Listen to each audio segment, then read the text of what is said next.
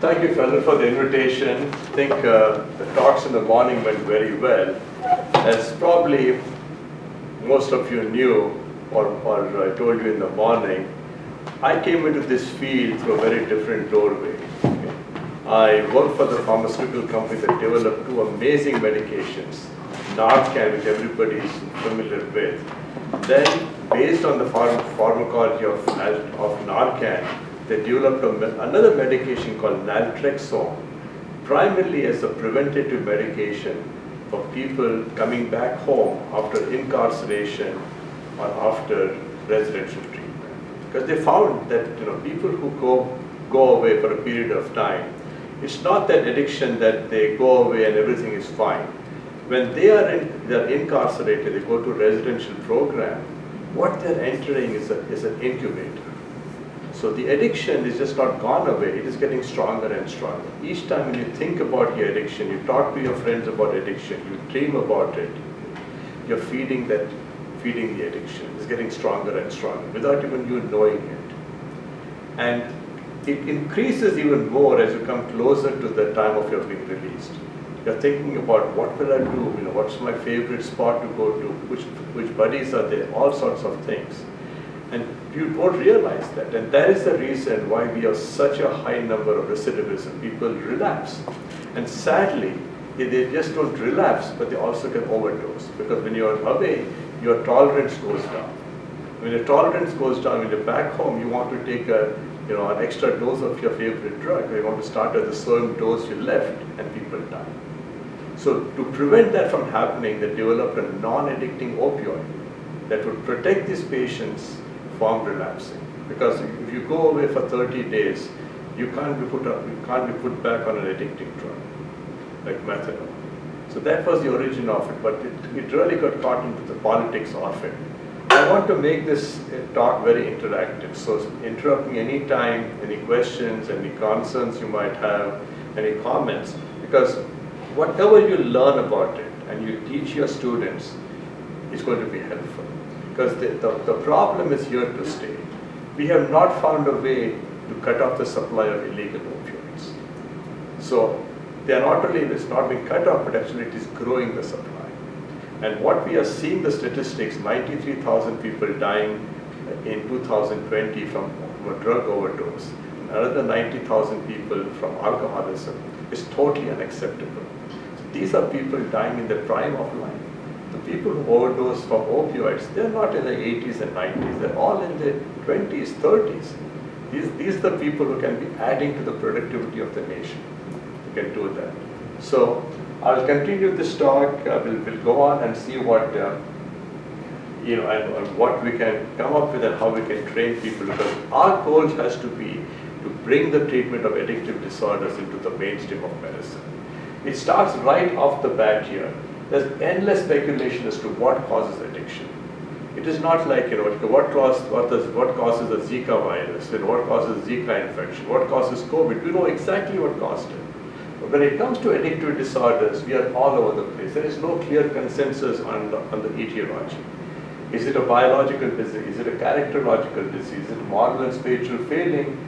Is medical intervention helpful? Is stigma and shame? So maybe if you shame these people, you stigmatize them, they'll change their behavior. It doesn't happen. Just the opposite happens. So all these are leading to problems that we're dealing with. We also have a dark history which is really haunting us. We have done some horrible things over the years, all in our misguided attempt to cure these people of the addictive disorders. You saw eugenics, involuntary sterilization of women, and that did not end till about 1960.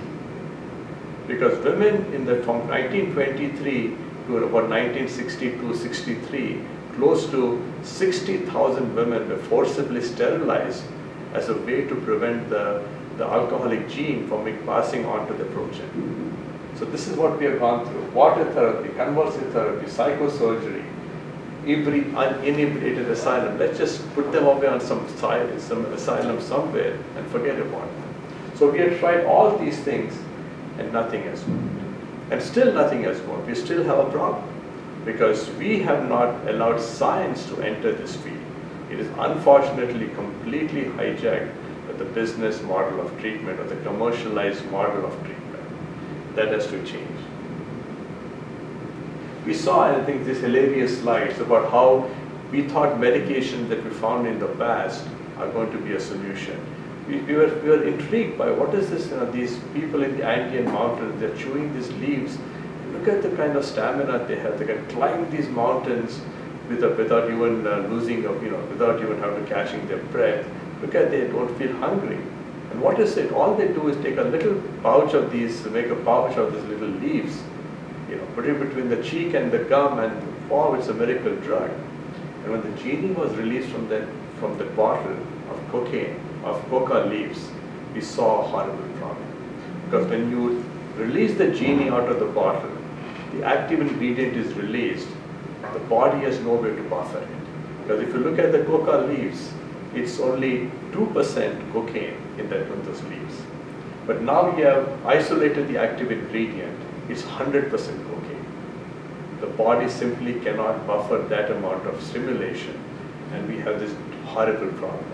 But we didn't realize that, because we thought cocaine is a great gift to mankind.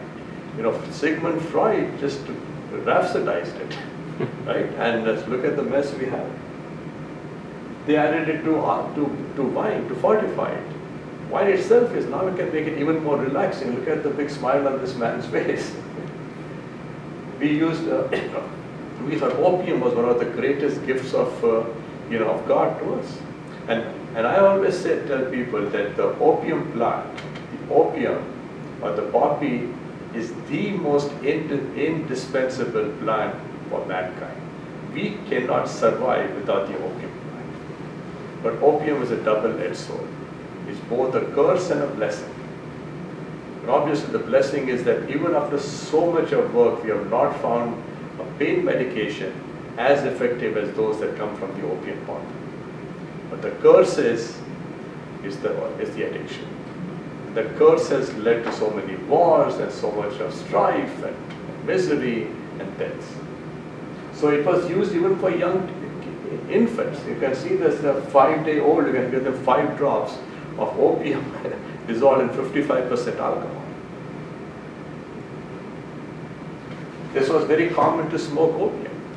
And again, if you look at the history of opium, it happens that when opium was, see, he's laughing, he says, why can't we have something like this on our campus? No, I was reading the thing about the accordion. Yeah. And it's off the Like lights. that.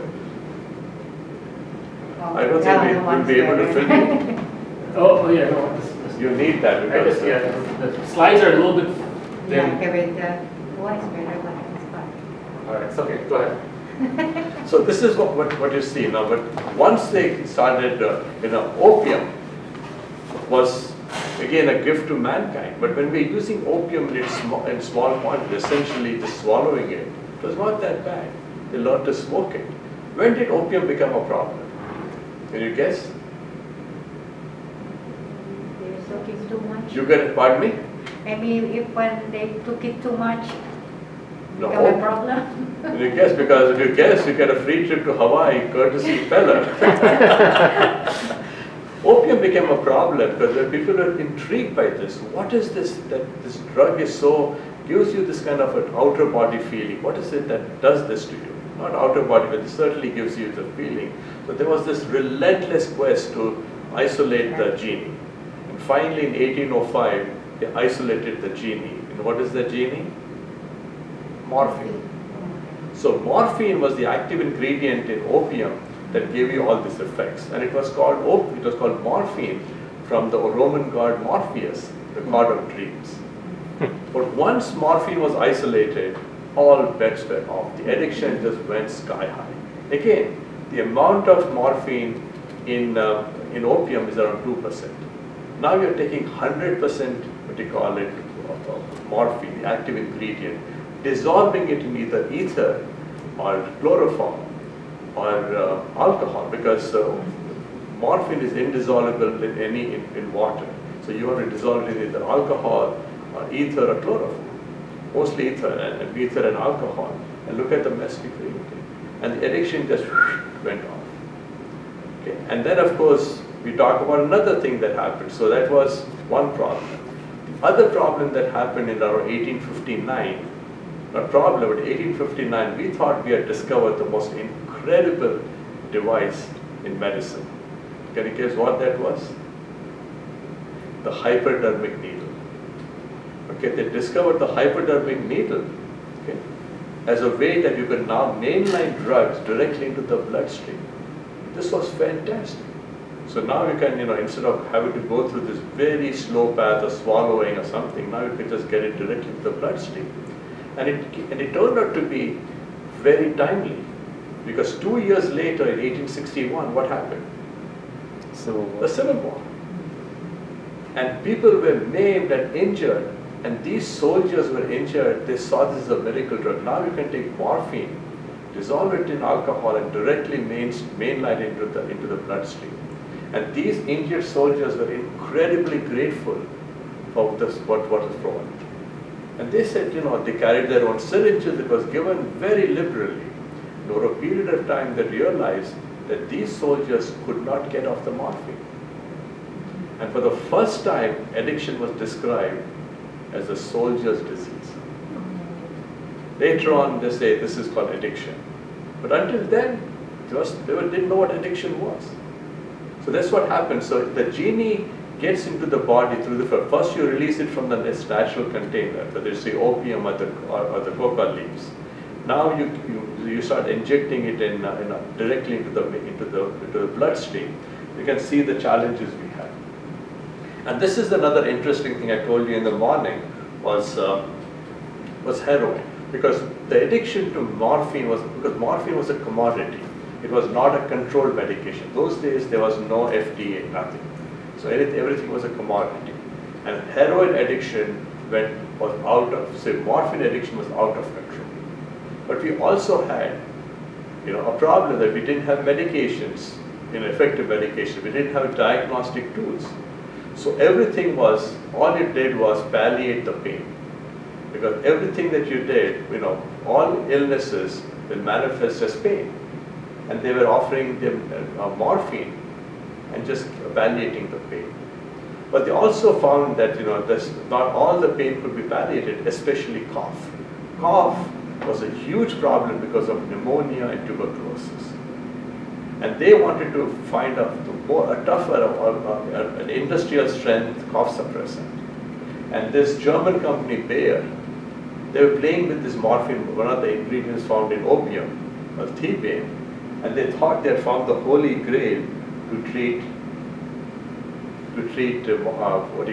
coughs. So they call it heroin, from the German word heroisch, which means strong or brave. And they really promoted heroin as a non-addicting cough suppressant. It was widely used. Now, what was even serendipitous was that they used, they gave some of these morphine addicts who also had TB, and they were coughing away. Morphine is a good cough suppressant, but not as strong. So they gave these morphine addicts who were tuberculosis as a cough suppressant. And guess what? Their morphine cravings went away. They said, doctor, this medication is a miracle drug. My cravings of morphine are gone. I'm cured of my morphine addiction. And they started using tons and tons of heroin. Actually, there are cases where you could, I don't have the slide, I might have the slide with me now. That they said, if you're addicted to morphine, please write to us, and we will send you heroin samples in the mail. That was the level of overuse.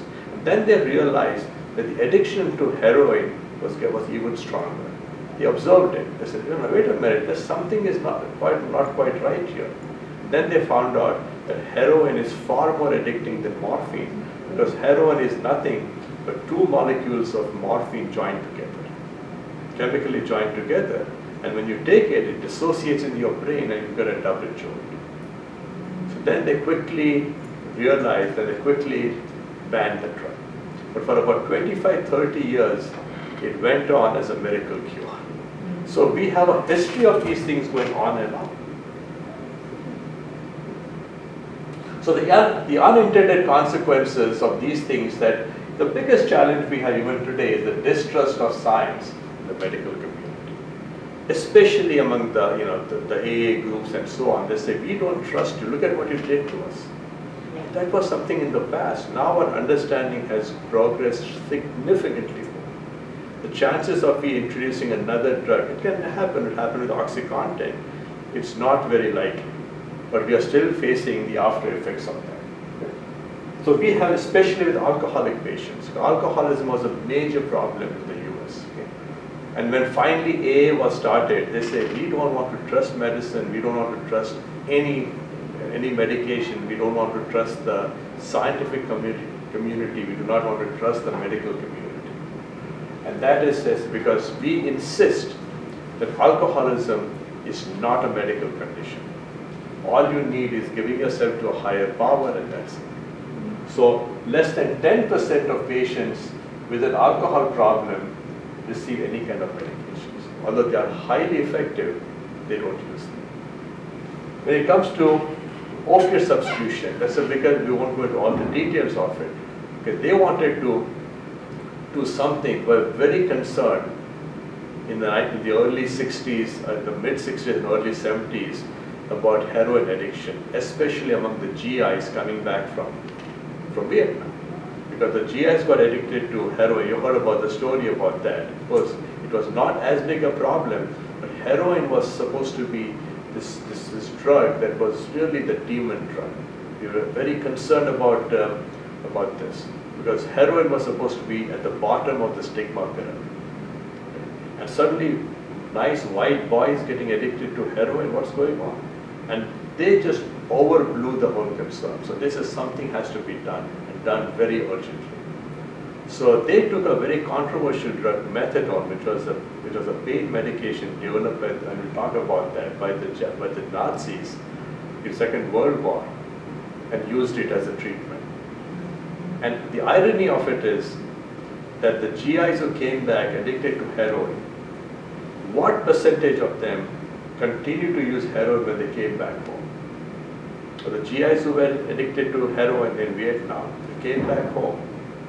And what percentage, how many of them continued using heroin? Can anybody take a guess? Take a guess. 100%. Okay. What about you? You don't talk better, you know the answer. What about you? 50%. 50%. Maybe 50. 15? 50. 15 or 15? 50. 50. The answer is less than 5%.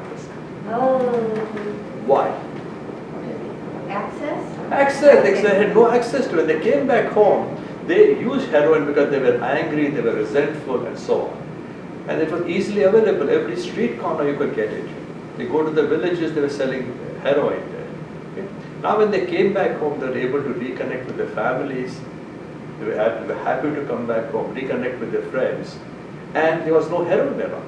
There was no prescription opioids, there was no heroin. So they were able to put their life back together and just go on with their life. They would go back to school. Now, let me ask you this question. If they were sent back to Vietnam, how many of them would have gone back to using? Almost Maybe 100%. Again, because you're going back to your familiar surroundings, Yeah. and you've got all the access to it, all those memories come right rushing back. That's exactly what can happen. So when we tell people that when you're coming back from prison, you're coming from a residential treatment, you have to protect these patients. Otherwise, there's a 100% chance, right now in the present situation, that opioids are everywhere, fentanyl is everywhere. If you don't protect them, it's not 10%, 20%, not 90%, 100% relapse rates. Stigma is a big issue, but stigma is society's desperate way to get people to change. But stigma has no place, because stigma can only be removed not by changing the name. So let's not call it the penal system. Let's not call it drug addiction. Let's call it drug use disorder or chemical dependency. None of those things work. The only way stigma can be removed is by showing better outcomes. And we have not shown that. So all we do is don't call it, now call it SUD, substance use disorder. Don't call it, it doesn't matter. The stigma continues. So we have a big issue there. And on many issues, especially when it comes to this one, repeated treatment failures. This is the only drug, this is the only condition where the treatment is not standardized. Now, if somebody has somebody has a chest, they have chest pains, or they have a heart, or they have difficulty breathing, shortness of breath, the treatment is pretty standardized. You don't see if they come to the ER, let me first spray over your head, and maybe I can swing a chicken around your head to see if that lessens your chest pain. No, we have an algorithm that you follow, right? That the treatment is standardized, except here. And people spend $50,000, $60,000 going to these fancy places in Arizona and Florida and California, and they get drunk on the way back at the end. And if they fail, it's the patient's fault. So because of this is a vicious circle, because the field is being so shamelessly commercialized by a small group of people that goes on. Because who cares about it? Because these are lepers.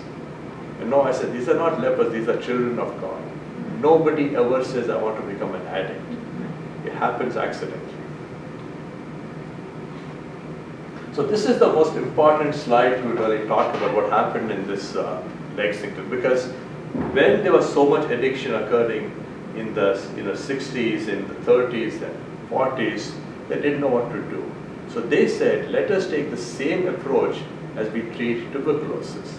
Like you send TB patient, we didn't know what was the treatment for TB. It was called a wasting disease. So they said, let us send them to a sanatorium.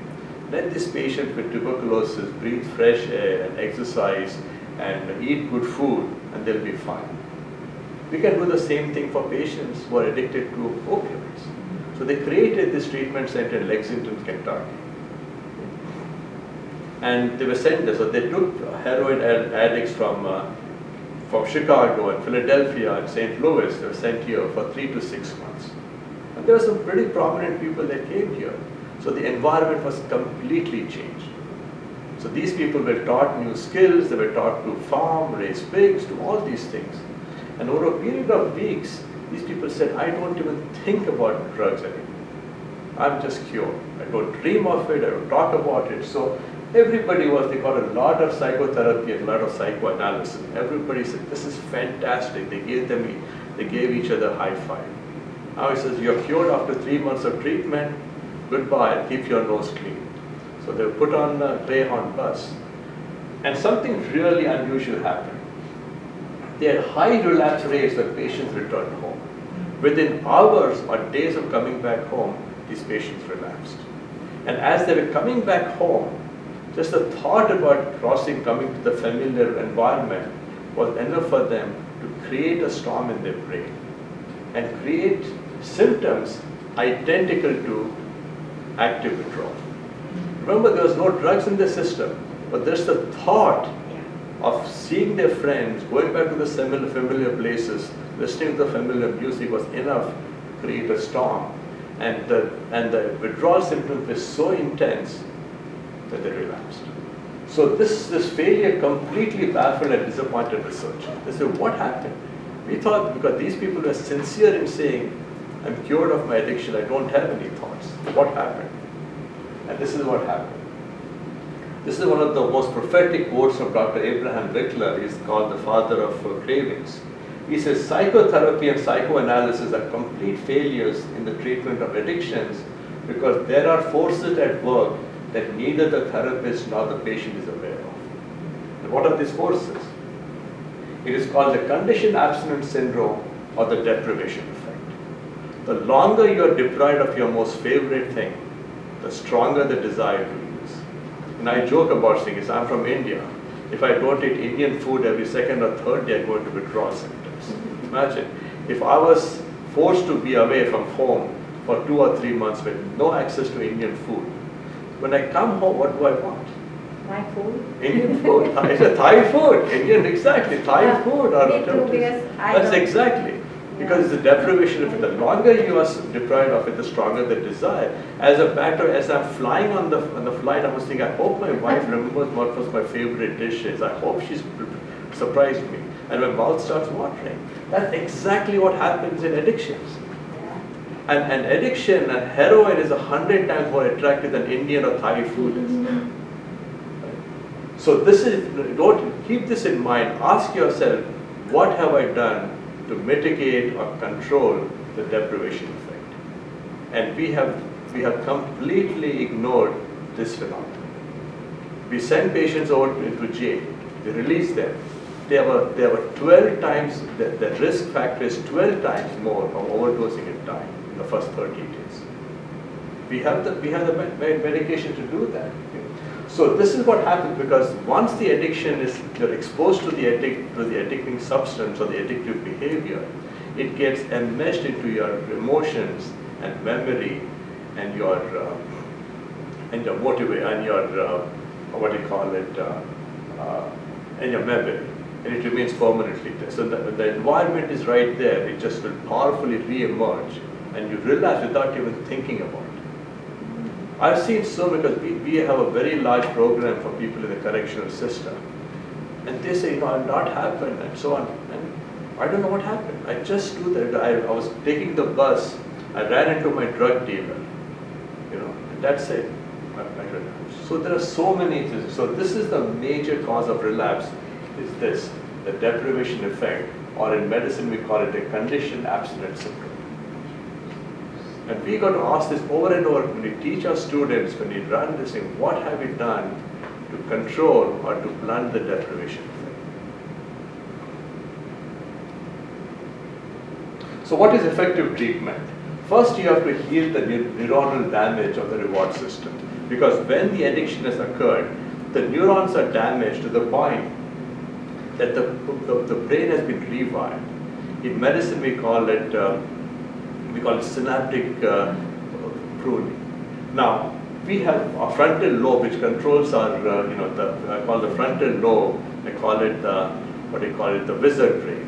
And then the primordial brain is a lizard brain, which is the ancient brain that controls only three things: fight, flight, and procreate. So that control is lost. So now the frontal lobe doesn't have to worry about assignments, doesn't have to remember to come to Percy's talk today, none of those things. I'm only focused on getting my next high. So the frontal lobe goes through some major changes. So the medications are very important to control initially the lizard brain. The primordial brain, which is now working on full steam, the control mechanism is gone. Now we have to rewire it and reconnect it to the executive function of the brain, what I call it the wizard brain. Rewiring the thinking brain through behavior modification. So now that is very important. So giving them a pill is not enough. You have to really help them to rewire their brain and get them back into where they should be. Address behavioral, social, emotional, legal, employment, family, spiritual aspects of addiction. If you come to my clinic and you're just sit on like a fly on the wall, you'll be shocked to see human misery. Because when they come to us, they have so many issues. It's not just they've got an addiction problem. They have legal issues, marital issues, they're homeless, you name it. I mean, that is the face of human misery. And when you have to help them, it has to be like peeling an onion, one peel at a time. Much more has to be done for them. You cannot just think that, I can just give them a pill and they'll be fine. Because I told you earlier that what addiction does, it throws you into a survival mode. And human beings are created to thrive, not to survive. And when you're surviving, you don't care. The only thing that you have to survive, so you'll do whatever it takes to survive. Lie, cheat, steal, sell their bodies. You're looking at, I've treated physicians in my program, and they have come to me, I can smell alcohol on their breath. I said, Jim, when is the last drink you had? Was it last week when I was in Costa Rica? They're lying to me, because that's the way they have to protect the addiction, to do that. But the bulk of the treatment should occur in the patient's home environment, the drug court approach. Sending them away to California and so on is not enough. Sometimes they may need it, but when they come back, the treatment has to be seamless. And I'll talk about some of the approaches you take. You cannot say that now that your parents have taken the second mortgage, spent $50,000 on you, keep that in mind. It's not going to work. The deprivation effect is such a powerful force. It's like a tsunami. It's like a volcano that has exploded. So why integrated treatment? We need both. We need medications and we need behavioral therapy. Both go hand in hand. There are symptoms that cannot be treated just by behavioral therapy. Cravings, withdrawal, seizures, euphoria, depression, anxiety, all these are components of addiction. And we have highly effective medications to control all these symptoms. That's why the medications are so critical. On the other hand, there are behavioral therapy, there are other components that cannot be treated with a medication. And those include triggers, motivation, emotions, habits and routine, relationships, diet, exercise, sleep. You can't have a pill for that. So when you combine medications with behavioral therapy, 1 plus 1 now becomes 3 or 5. So that's very, very important. Now, because their needs are so multidimensional and so many, you cannot treat them in just your office. It takes a whole village. It takes a village to treat a patient. And that's why you need all those things. That's why physicians in their offices cannot treat the addiction. It simply is not going to work because they are trained to write a script. You've got a cough and cold, you've got a strep throat, okay, here's a 5-day course of antibiotics. That doesn't work here. Anti-craving medications, what is craving? Craving is the intense, overwhelming desire, compulsion to use drugs. This is not just a thinking about it. No. Cravings is nothing. Once the cravings hit you, nothing matters. You have no attention, you don't pay any attention to the work, your family, nothing. All you're thinking is, how can I get my next high? So cravings is that. Cravings occur in several situations. In anticipation of reward. Okay. That's why I give examples. Let's suppose you are a smoker, and you're taking a flight from Newark or New York, like what do you call it, John Kennedy Airport to Japan. In your case, Thailand, let's say Bangkok. It's a long flight. Okay. So you had a cigarette before you boarded the flight. Okay. Then you board the flight. At what stage of the flight do you start thinking of smoking again? At what stage of that long flight you will start thinking of smoking again? Take off. You said take off, okay. I would think the whole time. Pardon me? I think I would be thinking about it the whole time. Okay. What about you? I think maybe sitting on a plane for a long time, I want something to... It's a 15-hour flight. At what stage of the 15-hour flight will you really start thinking and your cravings for the cigarette increase? Towards the end of the flight. Because you know at the end of the flight, you will go straight to the smoking room and light a cigarette. But because you know that if you start thinking about smoking 1 hour into the flight, there is no reward at the end because you know that I'm not going to be able to smoke. So your body shuts down that system. But as soon as you know that I'm going to be rewarded because I know I can smoke, I can pick up a pack of cigarettes. Does it make sense? Yeah. That's what happens in anticipation of a reward. Yeah. Same thing when I quit work, it's time to, I've worked all day, but I know at 4 o'clock I can go to the bar. So by 4 o'clock, by 3:30, the cravings start. And by the time you get into your truck, the wheel automatically turns into, the steering wheel turns into the parking lot without even you trying to control it. That's the conditioning that happens in response to withdrawal. So I did not have, I was trying to call it, I thought I could get some drugs, but I couldn't get it. So the withdrawals just keep increasing. I got arrested, I got thrown into jail.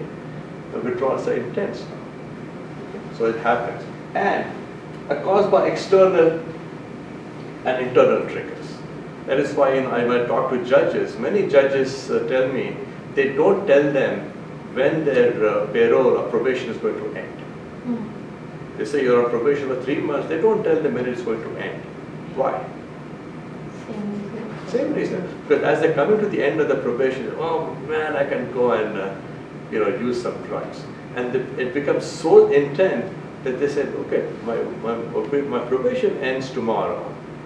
I don't think this is any chance that the probation officer will call me in today for a drug test. So I may as well use it today. And afternoon they get a call, I need you right here. So anticipation is a very critical component of relapse occurring.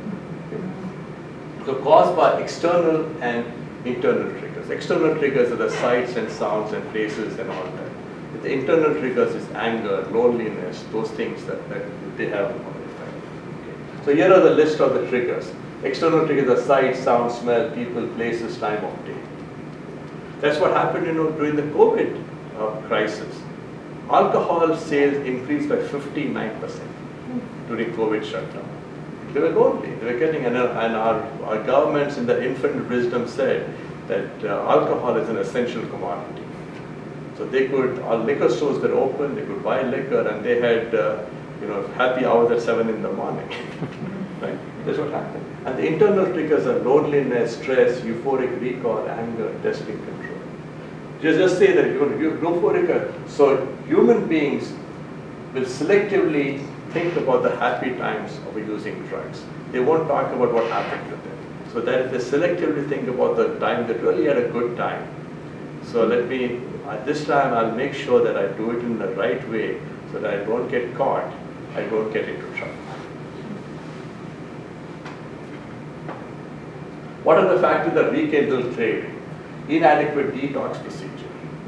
When I came to Missouri, and that was it, less than 10% of patients get medical detox. And we have a very euphemistically, we call it social detox. So for the 90% of the patients receive what is called social detox. You know what is social detox? You can come to the residential program, here's a bed, here's a blanket, you can curl up in a fetal position, watch a 50-year-old videotape, go out and smoke, but no medications. Nothing to control your withdrawal symptoms, nothing to control your cravings. That is the way it happens. They say, tough it out for a few days, you'll be fine. And that is the single biggest factor about people relapsing. Because they can leave AMA against medical advice and go and use. Relapse from jails, prison, inpatient treatment, deprivation effect. You have formal end of probation parole, I talked about it, emotion, loneliness, boredom, and testing personal control. I spent 6 months in jail. I've learned my lesson.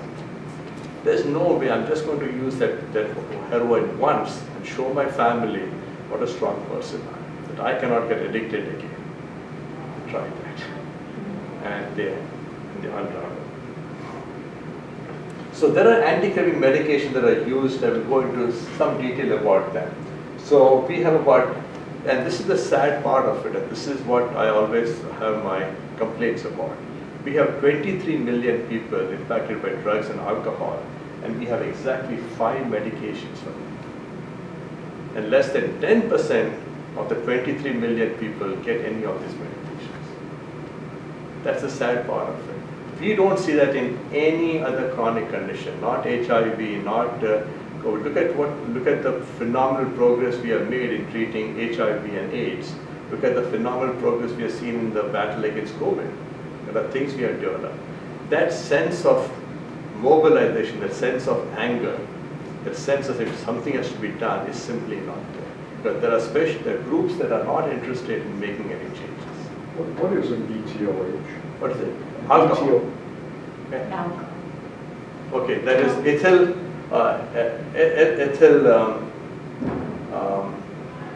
ethylene oxide.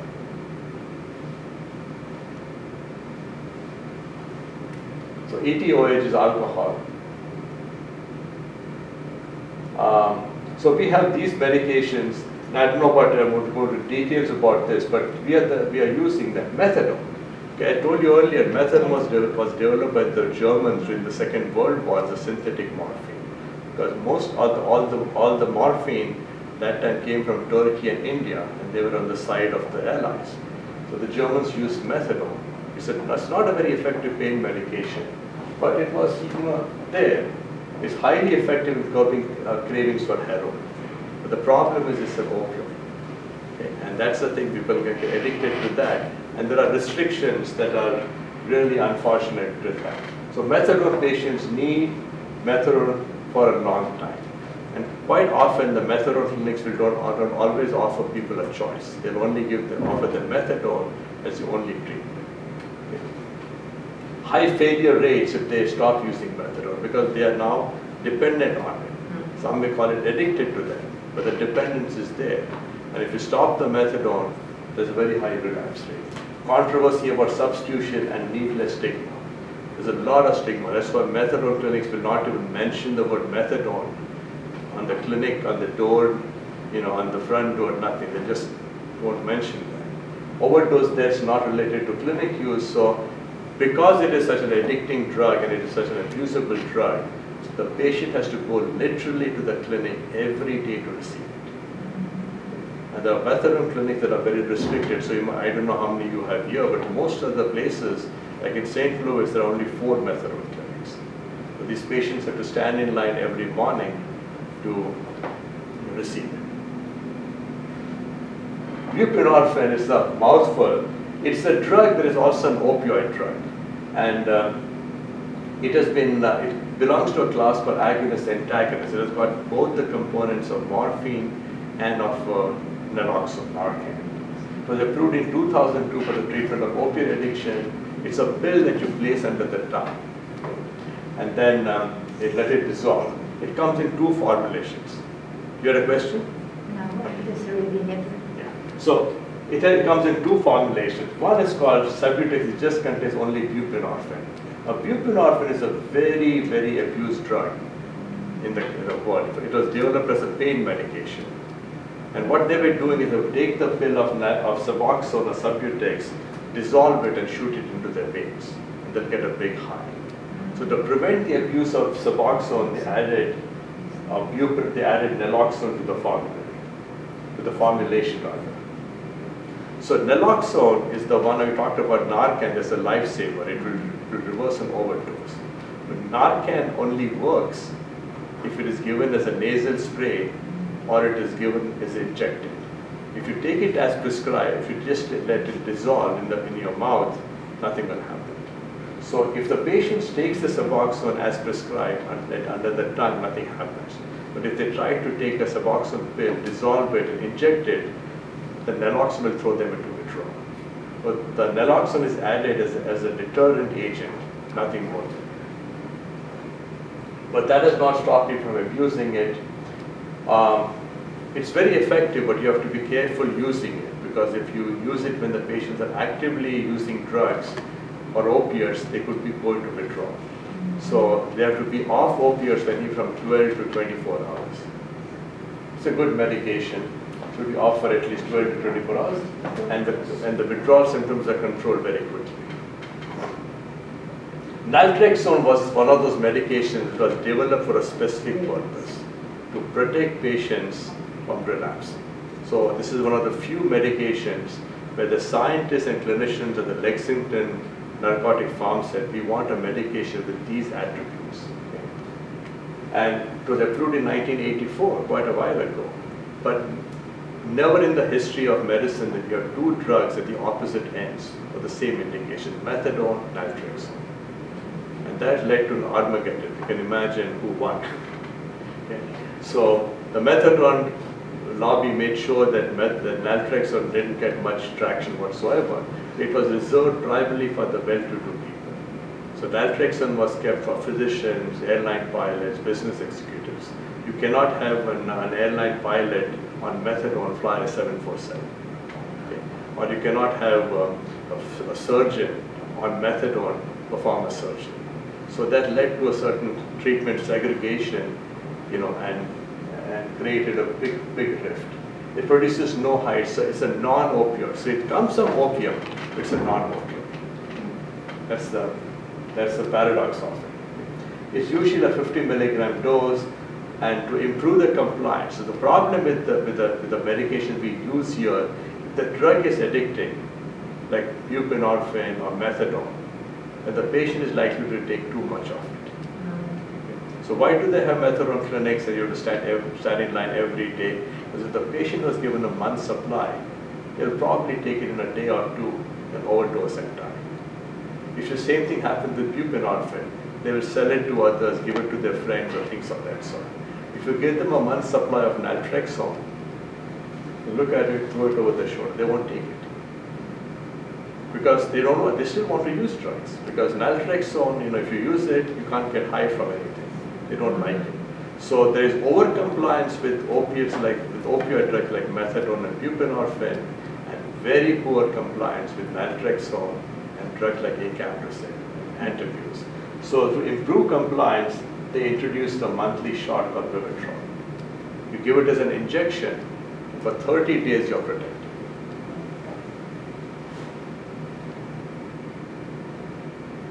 So Naltrexone was originally in 1984 approved for the treatment of opiate addiction. But then it's a drug of great interest to scientists because, how can you have the body produces a morphine-like substance called endorphins, and we still do not know the role endorphins play in mediating pain and pleasure for the human. For some people, it causes excessive problems, especially people who are prone to, runner's high, people who are self-mutilators, people who are anorexic and bulimia. In those patients, they have a disorder. They have the disorder of the endorphin system. When you give them drugs like Naltrexone, they seem to do well. But what was surprising was when patients with alcoholism were given Naltrexone, the cravings disappeared. So they found out that both for alcohol and opioids, the common pathway is the endorphin system. So by blocking the endorphin system, you give the patient a fighting chance not to use alcohol. So this approval came in 1994. And we were all excited about it. Unfortunately, the heavyweight groups like Hazelden Foundation and Betty Ford opposed it, saying that alcoholism requires no treatment. It's not a medical condition. All you need is a higher power, and that was the end of the litigation. Because once these influential groups denounced it, that was it. So that is the challenge we face in providing treatment. We don't see that in any other field of medicine. If you develop a new medication to treat, heart failure, or something to treat strokes, there's a lot of excitement. Here there was no excitement whatsoever. And we had to throw away close to 500,000 pills of Naltrexone every year because we could not even give it away. I have a question. Yes. Because the reason why I joined come and attend this one because I have a brother in the Philippines who is an alcoholic, and I'm just in the Philippines we don't have enough resources or access to go to a program to detox ourselves, and I'm just wondering if my brother back in the Philippines, how can he get or start getting that drugs in order for him to stop craving? Yeah, because that's the simplest form. I can inform it. I think it's available in the Philippines, but I'm not sure. Mm-hmm. The other thing you can do is that send him some Naltrexone from here. Oh. Yeah, you can go to your doctor and talk to them and say, doctor, can I, it's a non-addicting drug, non-scheduled drug, so there's no fear about you being abused and things of that sort. I've had patients who have done that for their family. So it's okay to, I don't know, get a prescription drug from the doctor there? It's not like they have to attend a day-to-day meeting with the doctor in order to start the medication? Yeah, you don't even have to have a day-to-day meeting. The doctors can, just tell them, take this pill every day for 2-3 months. And then maybe you can see the doctor once a week or go to a counselor or something of that sort. Yeah. Addiction, alcohol treatment is very, very low tech. So that's something that, worth looking into that. Yeah, because even I'm here, he is still my problem because every time he call me, blah, blah, blah, then I can hear over the phone that he's again drunk. So maybe you could try something like that. Absolutely, it's worth trying because it works very well. It's available, I think, it's a generic drug now. So it's available and so many companies make it now. So I think you can check with them. You will just ask your friend, your brother or some family member if Naltrexone is available in Therapies. Yeah, Okay. thank you. Disulfiram was an old drug that was found accidentally in the processing of rubber. But this drug, you give it to them, you take it for a day or two to build up in your system. Then if you drink on it, it turns alcohol into a poison. Okay? And people start throwing up. So it did not work very well because punishing patients is not the answer to getting people well, especially doing it throw. But it works well for some motivated people. We have used it for some patients who say, I really want the kick. I really want a kick in the rear end, and we give it to them. But if they're giving it to them, they have to sign a consent form, and a family member has to watch them take it. Or sometimes they come to a clinic to take it. But it's a good option. I won't say good, it's an option. I won't go into the dosing of it, but initially you give them a 500 milligram loading dose, and then a maintenance dose of 125 to 250 milligrams. So right now we have just three medications. The third one is called Acamprosate. It also is a good medication, but it has to be taken 3 times a day. Yeah. So a lot of people don't have the discipline to do it, but that's an option. So we only have 3 medications to treat addiction to alcoholism: Naltrexone, ANTABUSE, and CAMPRAL, or Acamprosate. Medication approved by the FDA for treating addictive disorders. We have several of them. We have Acamprosate, Buprenorphine. This is Zyban, is an interesting antidepressant that is used to help people get off smoking. It now also has been used in weight loss programs. So there's a weight loss medication pill that contains buprenorphine and naltrexone, and people lose weight on it. Okay. So then you have Disulfiram, Methadone, Naltrexone, Naltrexone monthly injection, Nalmorphine, Varenicline tactics. So we are now, as we uncover the secrets of the neurobiology of addiction, something we are coming up with newer and newer medications. Sadly, we have really not found effective medication for cocaine addiction, for meth. We're getting with it. But at least here we have something that we can use. But the challenge is really convincing the treatment community that medications play a very important role in the recovery process. The partial list I won't go into. We've got several drugs that have been used with in treatment, some of them off-label. For instance, a drug called Buprenorphine is a good medication to control cravings for alcohol. It's also the cocaine, baclofen is also used to treat alcoholism. All these medications have a pretty good safety profile. So they have been in clinical use for a long time.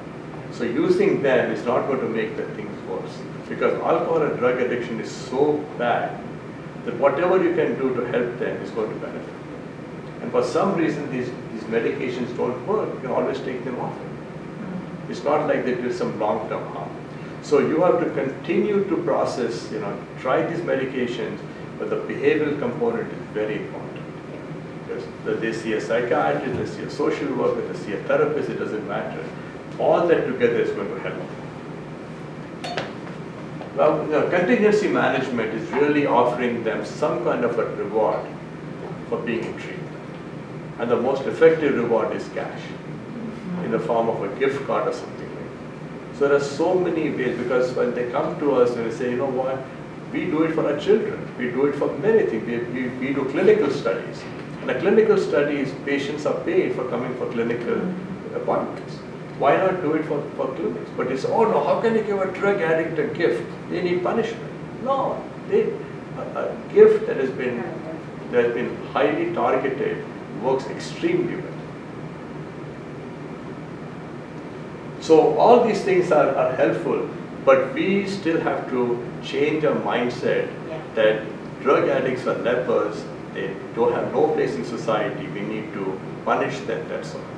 And if you take our prison population, 60% of the people in jails and prisons have an addiction problem to cocaine. And behavioral therapies, you can have cognitive behavioral therapy, so many different therapies you can use. Whatever works, use that. Because depending on what they have, so cognitive behavioral therapy really tells them to be aware about their actions, because in addictions you shoot first before you ask questions. So tell them, why should you have a weapon in your hand? I'm just giving an example like that. So be aware about the consequences of your actions. So that works well. Motivational interviewing works very well. Really enhance their intrinsic motivation to change, because they are highly motivated to get their drugs. What can we do to rechannel that motivation, not to get drugs, to be in treatment? That also works well. Couples and family treatment. I cannot put more emphasis on this. Involve the family member, the significant other in recovery, because they are a critical part they play. So they were the ones who tell you how they are doing. They'll be involve them in giving the medication, bringing them to the appointments. If they have missed an appointment, call the spouse. Hey, how come I did not see Johnny today? So let them be involved with it. Case management. So by the time they come to us, I told you, they are like Humpty Dumpty. You have to put them together. So the case managers play a very important role with jobs, with job training, with getting them involved in Medicaid. Many of them say, we have Medicaid, why did not enroll? I don't know how to do that. Well, I can help you. Things of that sort. So housing, we have housing for about 150 men. And fortunately, this time around, we have got so much funds coming in from the federal government, because the Biden administration has shown a lot of support for it. So if in the present situation, we are not using those funds well, we are really missing an opportunity. Legal help, health home concept, and so on. So there are so many ways. So address all these issues. Don't just say, let me give you a pill and goodbye and keep your nose clean. That doesn't work. So we have to create the treatment paradigm for long-term success, individualized treatment. Now, for instance, we found that at our clinic, why make them wait? We have got urgent care clinics everywhere. So we opened a walk-in clinic. You can walk into the clinic without any, without any appointment. They are surprised at that. We found that these patients are not filling the medications. 39% of the patients that will give them a script, including drugs like Buprenorphine, they would not fill it, because what happened? They would give us different reasons. Well, I didn't want to walk 3 blocks. They told me there's a 45-minute wait at the pharmacy. When I walked into the grocery store, they looked at me strange. And when the pharmacist saw the script for Buprenorphine, looked at me even strange. I didn't feel comfortable. Okay, we'll solve the problem. What did we do? We opened an on-site pharmacy. Now our compliance rates are 99%. And the pharmacist treats them so well. That's what happens. Make treatment attractive. So what we have done in our clinic is we have humanized the treatment and we have made it attractive. And I tell my staff over and over again, the only competitor you have is the drug dealer on the street. See what you can do, because why does a patient willing to go to the drug dealer and not to us? Because we are doing the right thing for them, they'll come to us. So we have psychiatrists, almost majority of the patients need psychiatric help when they come to us. And all the other skills and so on, because this is how you put Humpty Dumpty back together. This is how you re-invert Maslow's pyramid from a survival mode to now to a self-actualization, at least turn it around. That's the whole goal of, there are other critical factors like cost and so on, but those are very, very insignificant. Every one of the medications I talked to you about are covered by Medicaid, are covered by state pharmacies. Nothing at all. All we need to do is really open the closed mind. That's what I tell the treatment centers. And it should be very comprehensive treatment team, judges, therapists, probation, parole, physicians. We tell judges, don't just listen to the probation officer and say, this guy needs punishment. No. Treatment is not soft on crime. Treatment is highly effective, but many people still perceive treatment as being soft on crime. So we have all these things that happen. So the data is here. Now we have to just work relentlessly to change that figure from 10% people receiving medications, increasing it to maybe 25, 30%. That would be a huge change for us, and that would reduce the number of deaths that are unacceptably high. We are not very well prepared. Medical schools, social schools or social work. There's hardly any training on addiction treatment. Because they are told, you don't have much role to play. Everywhere. Briefing judges, correction officers. I'm so happy that I was invited to the school here. And look at the interest they had from the nursing students and so on. And I go to give talks at hospitals, at medical schools. Not one hand goes up and I ask them, are you interested in going into this field? So that's what happens. So I'm very good about responding to emails. If you have any questions, you need any references, call us. Because the more information you get, since you're only 4 of you, I'll be happy to give you my business card and call us and talk to us. Because the more you may run into somebody who has an opportunity to say, I didn't know about this medication. I didn't know that addiction is treatable. You can help them. So thank you so much for your time. Thank you. And I hope any questions, concerns.